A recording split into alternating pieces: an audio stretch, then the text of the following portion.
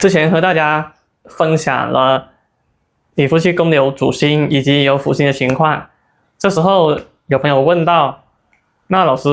我的夫妻宫里面没有主星，是不是我就没有婚姻了，我的爱情就没有了？那我先解释一下，你的夫妻宫没有主星是空宫的情况下，也表示着你在情感上没有一个明确的追求。比方说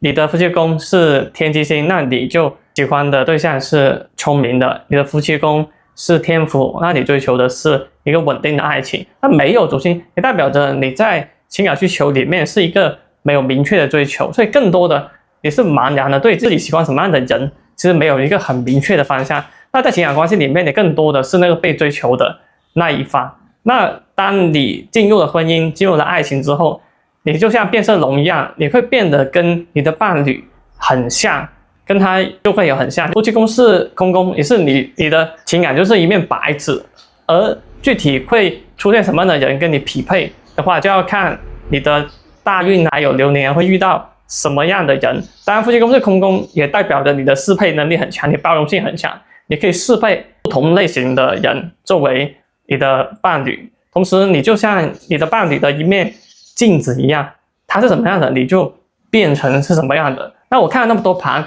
夫妻宫是空宫，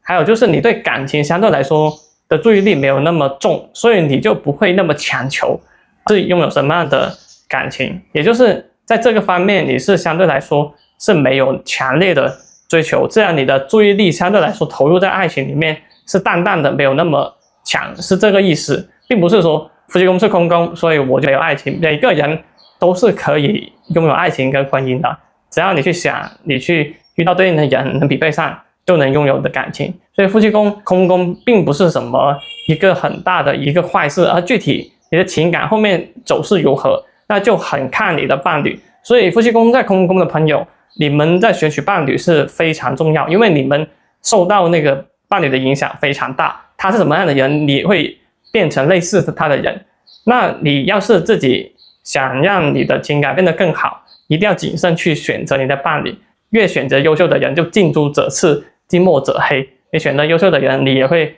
变成对应的优秀的人。这就是夫妻宫是空宫的一个情况，包容性强，